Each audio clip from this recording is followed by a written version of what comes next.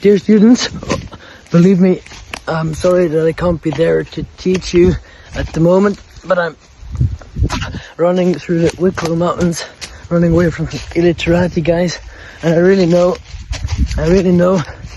that education is of prime importance. Every democracy, relies on good education. It's the basis of any democracy. But there's one thing that's even more important, and that is literature. Because literature teaches us empathy and imagination. Without imagination, people are easily controlled, and without empathy, people are easily given to hatred and will destroy each other.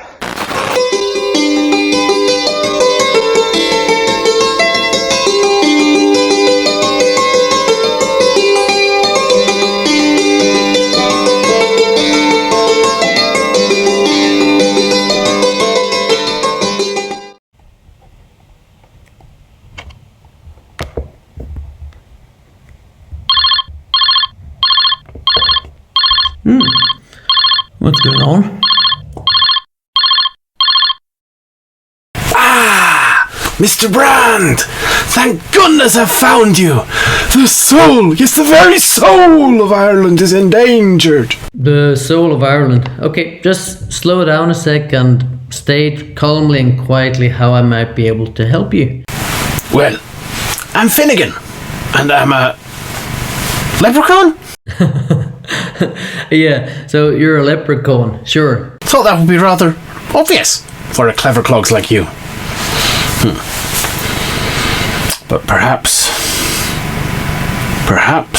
the little folks sent me to the wrong clever clogs.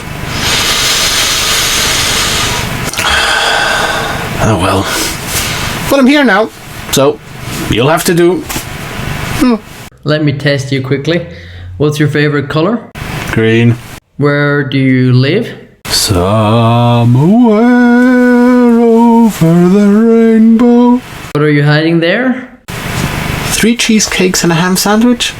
Nah, of course, a golden pot. Everybody knows that. What's your profession? And that would be a shoemaker, sir. Wow! Okay, there's absolutely no doubt whatsoever that you are a leprechaun. Cool! I've always wanted to meet the leprechaun. Sorry about all the questions. My students have a habit of playing pranks on me. No, sir. Wait. Forgive me for saying things like that out loud. I always think out loud. Shouldn't do that. No. But it happens. Emptiest vessels, loudest noise, things like that. Yeah. Sorry. Terribly sorry. But back on track now. Ireland is in the gravest of needs, and we really need an expert to help us out here. That's why I've come to you, of all people. So, will you help us? Well, I do teach English literature. Assassin! There he goes again. No, I mean, I teach, works of literature written in English, performed in English, also, many by great Irish authors. So you might be our guy anyway. Well, not as if we've got any choice. Haven't got any time to look for someone else, so you are our guy. Oh no! The illiterati have found us! Make haste! Your transport is arranged for you in your hometown. And attend my wake if you can. Hello, Mr. Finnegan? Are you still there? What the hell was that about? Transport arranged in my hometown. Remember my wake. Finnegan's wake. Of course, James Joyce, the great Irish modernist. He left many traces in Zurich, but where to start?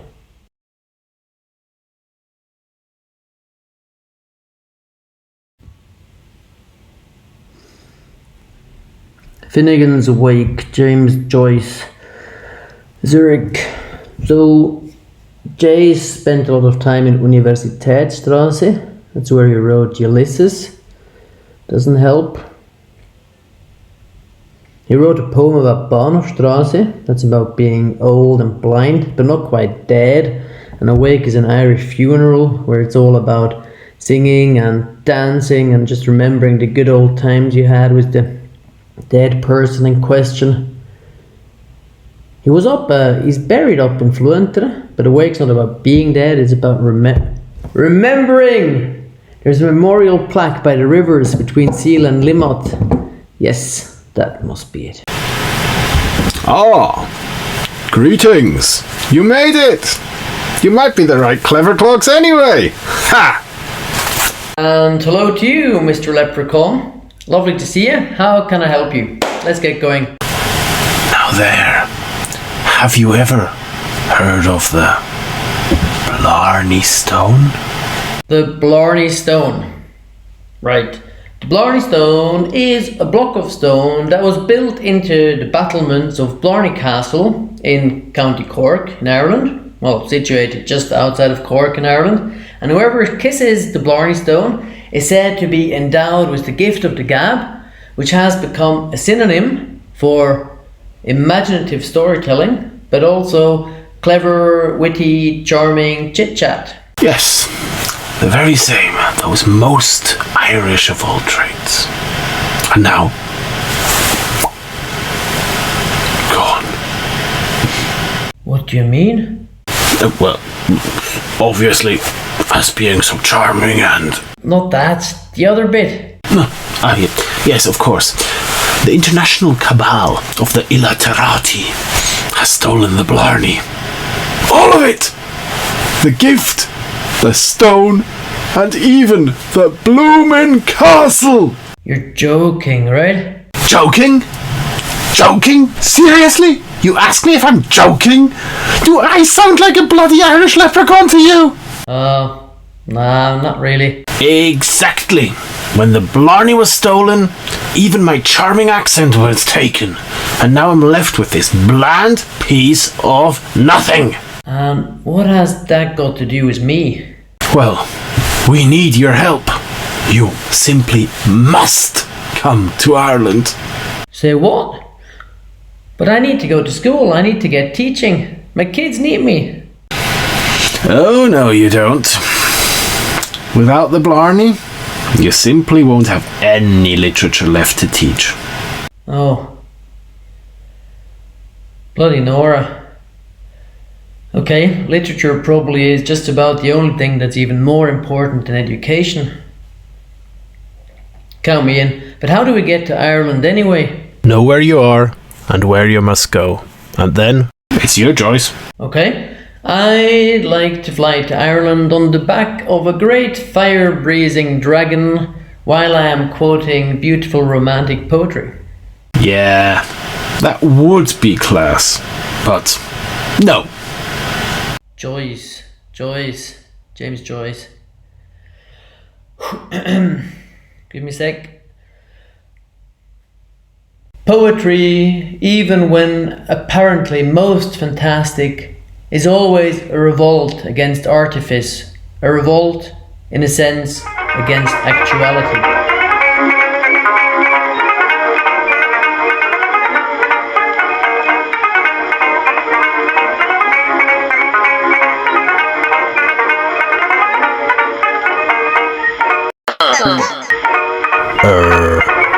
Did you hear something?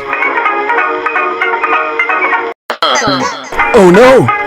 They found us! We're under attack!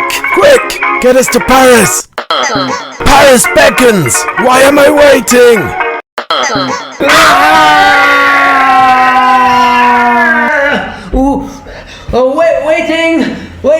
Waiting for Goodall! Beckett, give me a sec. Have you not done tormenting me with your accursed time? It's abominable. When? One day, is that not enough for you? One day he went dumb, one day I went blind, one day we'll go deaf. One day we were born, one day we shall die, the same day, the same second. Is that not enough for you? They give birth astride of a grave. The light gleams an instant, then it's night once more.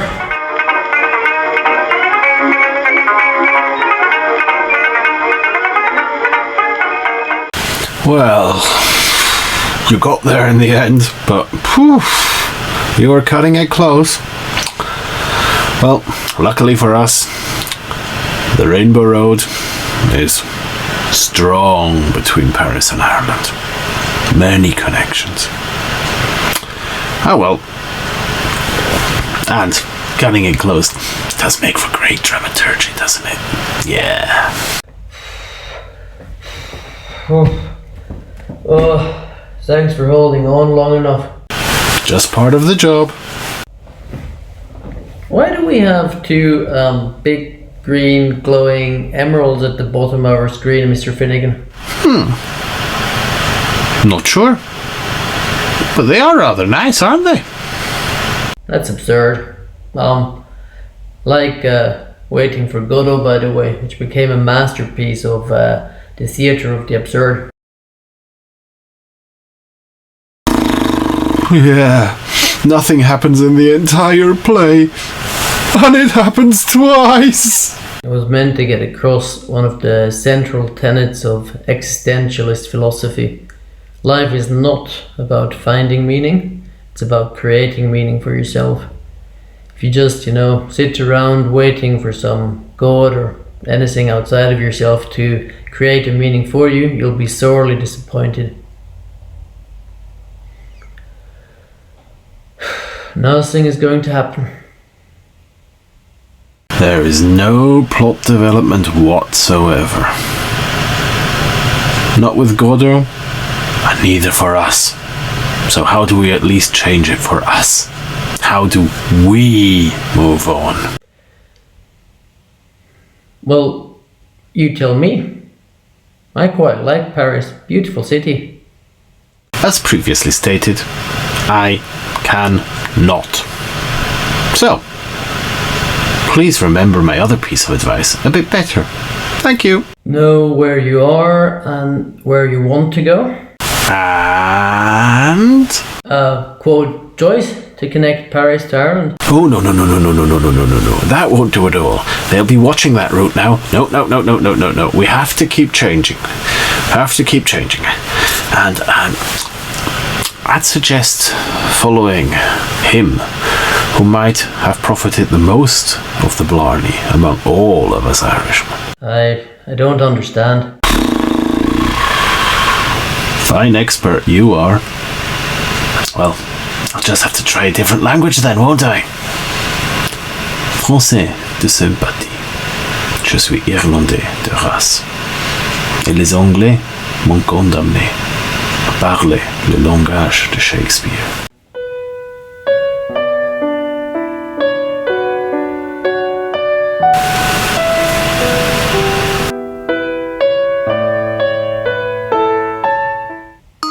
Of course, Oscar Wilde. He spent some time in Paris, and like Beckett, he also wrote plays in French. He spent a lot of time in the Paris literary cafes. For example, at Saint-Germain-des-Prés, he spent some time in the Brussels Moulin Rouge. He wrote Dorian Gray, The Importance of Being Earnest. He's buried in Père Lachaise. He lived in the Hôtel d'Alsace. Okay, let's get going.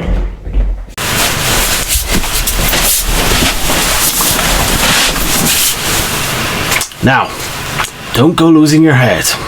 And while you do that,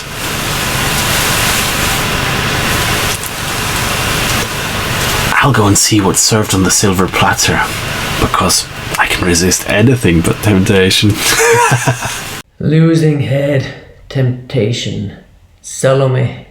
His Salome was first performed at the Théâtre de la Comédie Parisienne, which is now called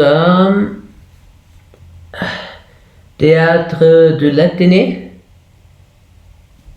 Well done, laddie. Let's go there and see if we can get to Ireland this time. Ah, look, Mr. Finnegan, the Théâtre de l'Athénée. I believe I have the perfect quote for Oscar Wilde, because it's about, beauty and aesthetics and desire and passion and all that. And it also contains the well-known metaphor of fire for passion that needs to be quenched by water. Okay, I'll get started. So, I am athirst for thy beauty. I am hungry for thy body. Neither wine nor apples can appease my desire. Neither the floods nor the great waters can quench my passion. I was chaste, and thou didst fill my veins with fire.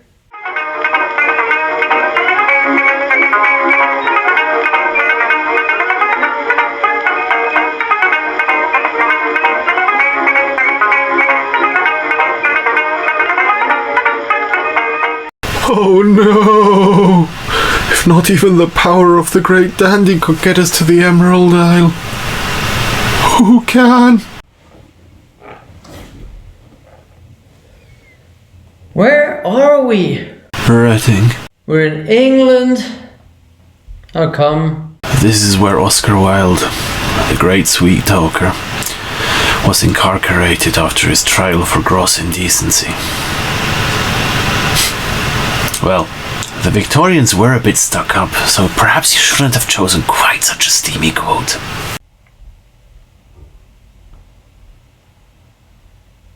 And the piece that was, banned in England. Ah well, at least we've already crossed the channel. Step by step, as they say. But we have to move on.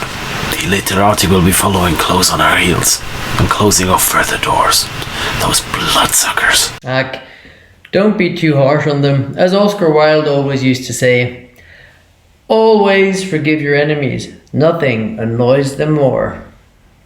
If you don't get a move on, they'll drain us of all our creative energy. The bloodsuckers. Bloodsuckers, vampires suck blood. Bram Stoker's Dracula. Okay. Bram Stoker's Dracula. I may find a way from this dreadful place, and then away for home, away to the quickest and nearest train, away from this cursed spot, from this cursed land, where the devil and his children still walk with earthly feet.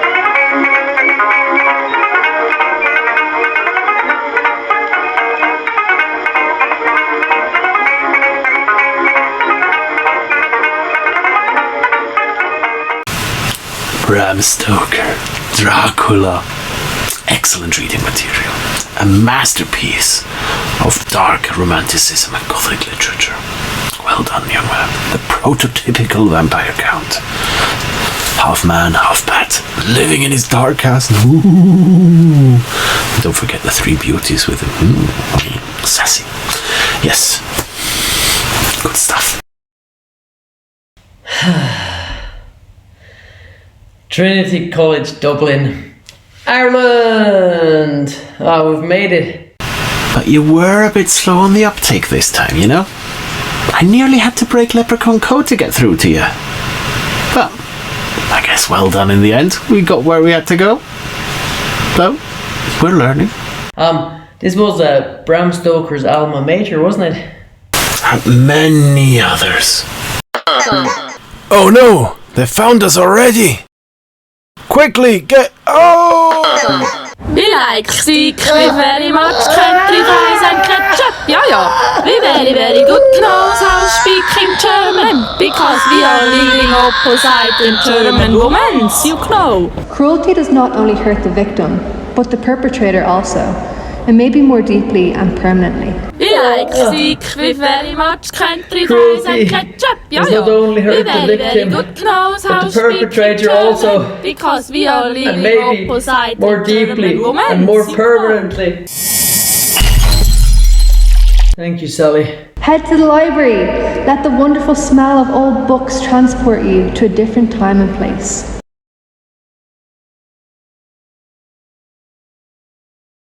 Whew. That was painful. Oh my goodness, country. Ugh. Torture of the worst kind. Let's get out of here as quickly as possible, as Sally Rooney told us. Do you know her, by the way? If you get a chance, you just have to read her novel, Normal People. She's definitely one of the most gifted, contemporary Irish novelists. Right, let's get to the library as quickly as possible before those terrible illiterati people recover. Here we are, one of the best places on earth probably. Trinity College's awe-inspiring library, filled from top to bottom with ancient, beautifully smelling old books. But which one should we choose to teleport ourselves to a distant setting? Lady Gregory wrote this brilliant, famous and comprehensive guide to Irish mythology with all the stories in it. But I don't think it's old enough to get us there. Do you have any idea, Mr. Finnegan? Yeah, good stuff. My family like hanging out in the tales of Lady Gregory. We should visit the Book of Leinster. That's the holiday home of my parents. It tastes wonderfully of nutmeg and, that lovely dusty smell you get from these old libraries. Nothing like that for a good old summer day. Brilliant idea, Mr. Finnegan. Excellent selection. The stories of Cuchulainn, the Hound of Cuchulainn, who, after killing the original guard dog, became Cuchulainn's hound himself, guarding Cuchulainn's cattle, but also the entire, tribe of Ulster against opposing troops. Yeah, wonderful, wonderful stories. My dad used to tell me and my brother those stories when we were little children, so I remember most of them by heart. So we'll both be on home turf, I guess, even if that home turf is one country and 1,000 of years removed from where we are now. Okay, here we go. If there is a whelp of the same breed to be had in Ireland, I will rear him and train him until he is as good a hound as the one killed. And until that time, Cuchulainn, I myself will be your watchdog, to guard your goods and your cattle and your house.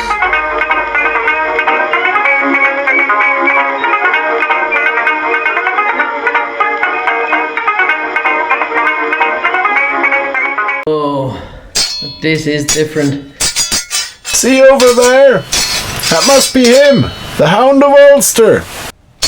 Yeah, that's our boy over there, alright. Oh.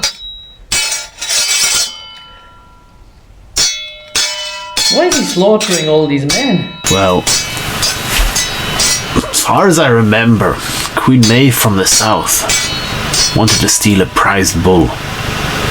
And he's doing this all by himself because all of the other soldiers were under a spell. He had to invoke the right for single combat with one after the other of the enemy combatants and fight his way through them all, one after the other. All this fighting is happening because of one bull. Quite the bullshit reason for war, if you ask me. Mind your language, young leprechaun. It is a school production after all.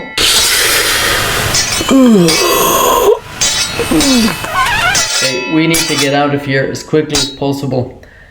I mean, he's doing a great job, but I don't know how long he can hold the fjord all on his own, and the main army seems to be growing restless too. How do we get away from here again? I nearly peed myself on that one. I would never have been able to marry Cuchulainn. You know, the woman who was able to control her bladder the best was the one who was chosen to marry him, so they didn't argue about the honour of her being able to marry the great hero. Which reminds me, there was another great figure who saved people with his bladder, wasn't there? And you should better save us swiftly. Oh, right, Jonathan Swift, who's Gulliver in Gulliver's Travels, famously saved the burning city by urinating all over the flames. So, yeah. Right. And makes sense, because they were also leading a completely brutal and pointless war based on a bullshit reason, excuse my French. Because king one day decided, after his son cut himself opening an egg, that everybody had to open the egg at the other end. And yeah, that was the reason for a big war to start. Here comes the quote. Oof. Oh, Cahulan. His present Majesty's grandfather, while he was a boy, going to eat an egg and breaking it according to the ancient practice, happened to cut one of his fingers. Whereupon the emperor, his father, published an edict commanding all his subjects, upon great penalties, to break the smaller end of their egg. The people so highly resented this law that our histories tell us there have been 6 rebellions raised on that account, wherein one emperor lost his life and another his crown. These civil commotions were constantly fomented by the monarchs of Blefuscu, and when they were 12, the exiles always fled for refuge to that empire. It is computed that 11,000 persons have at several times suffered death rather than submit to break their eggs at the smaller end.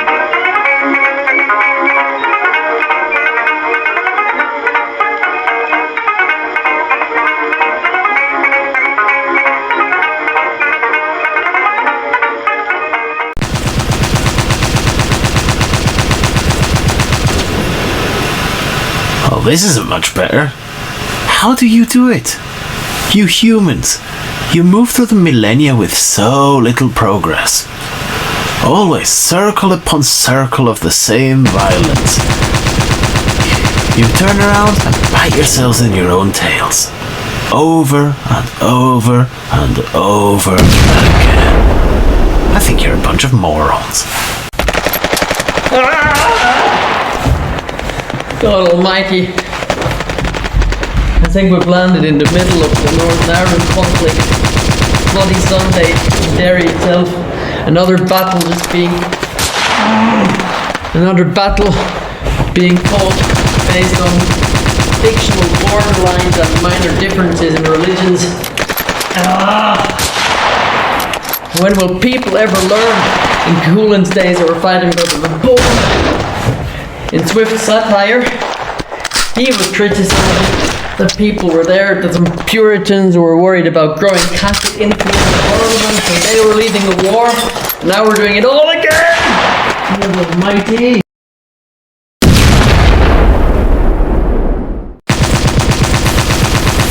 Why can't we end in a nice dream about a Guinness brewery or something about dancing in a field full of shamrocks?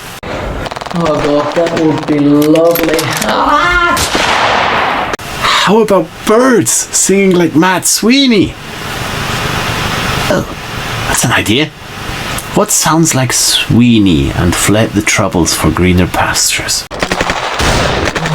Of course, Seamus Heaney, one of my favourite poets of all time. He fled from this very bloody conflict that we're in the middle of now to the Wicklow Mountains, and we'll try to get there too. He was heavily criticised for fleeing by, addle brains and nationalists for not using his power, the power of the written word that he commanded as a gifted author to support their cause against the British. But luckily, after feeling guilty for a while, Seamus Heaney realised that he had to, stand above all those petty things like nationalism and tribal codes and tribal law if he wanted to fulfil his true potential as a poet. So let's try to follow in Seamus Heaney's footsteps and mountains. I am neither internee nor informer, an inner emigrant grown long-haired and thoughtful, a wood colonel escaped from the massacre, taking protective colouring from bole and bark, feeling every wind that blows, who blowing up these sparks for their meagre heat have missed the once-in-a-lifetime portent, the comet's pulsing rose.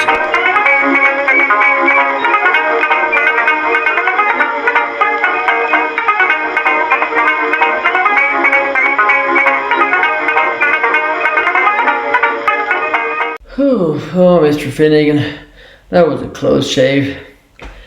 So the good news is we've reached County Wicklow, the mountains of Wicklow, and look around you, beautiful scenery as far as you can see.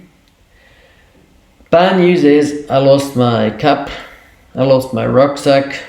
All I have left is one little silly pen. And, oh God, there's even worse news. Illiterati have found us again. There doesn't seem to be any avoiding this contact. Mr. Finnegan, I just can't take another round of torture. I can't take more countries and steaks.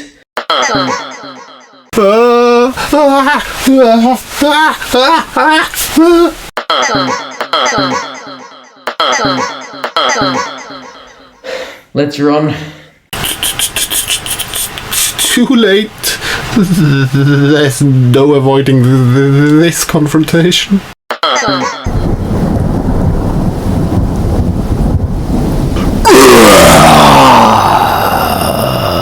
If I could come on meteorite, instead I flee through damp leaves, husks, the spent flukes of autumn, imagining a hero on some muddy compound, his gift like a sling stone, whirled for the desperate. How did I end up like this?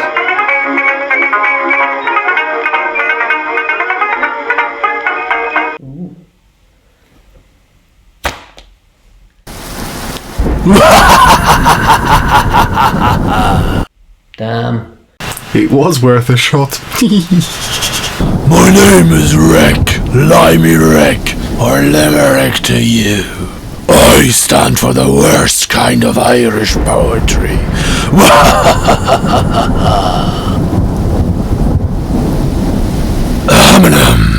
Just a moment. Down in the county of Cork, there was a most fearsome orc. He guarded the castle and caused quite a hassle by chopping up people to pork. Oh, that was awful. No rhythm, no meter. Or please. There's more where that came from. Or should I be saying, I was making you suffering. Oh. Oh.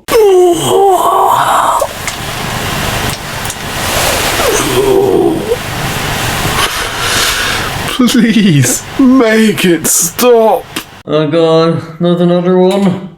There once was a man from Nantucket who kept all his jewels in a bucket. His daughter named Nan ran off with a man, and as for the bucket, Nan took it. Give that to me, I need it.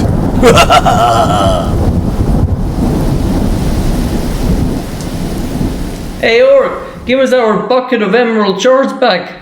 We still need them, I guess, somehow. No. And leave Mr. Finnegan alone.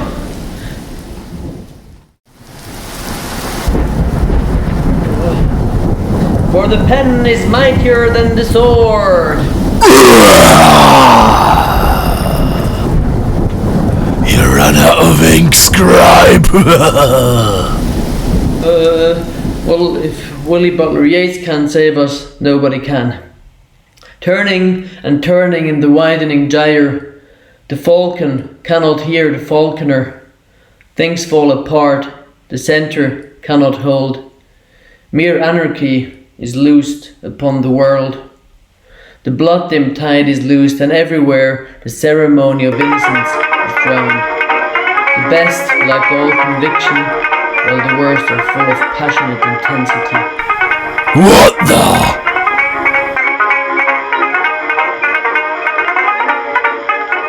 Ha! Literature is the true treasure to be found in the leprechaun's golden pot at the end of the rainbow. Vision is the art of seeing things invisible. Poetry is what we do to break bread with the dead. There is no past, no future. Everything flows in an eternal present. Mistakes are the portals of discovery. Ever tried, ever failed, no matter. Try again, fail better. We learn from failure, not from success. The way most people feel is not keeping up the heart. Think where man's glory must begin and ends, and say my glory was I had such friends. No one can be independent of other people completely. So, dear Rourke, fare thee well. After all, some people cause happiness wherever they go, others whenever they go.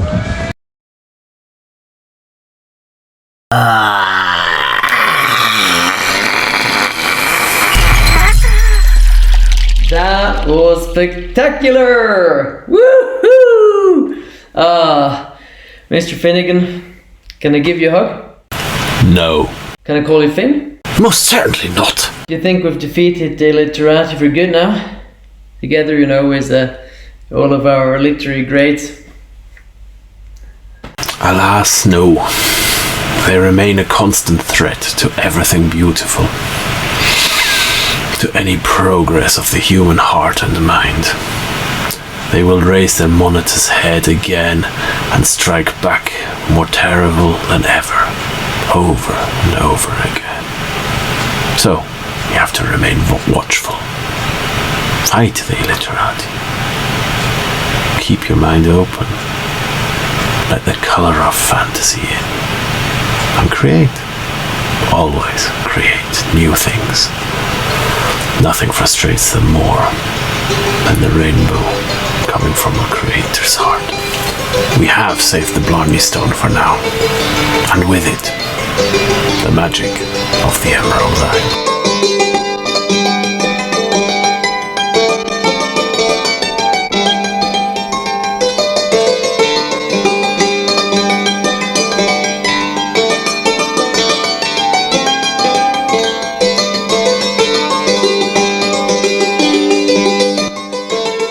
Well, you know, if you ever need my help again, you know where to find me. Now, I need to rush off, cause I need to, it's already that late. I need to go and teach some lessons. I've already missed the first 2 weeks of school. See ya, Mr. Finnegan.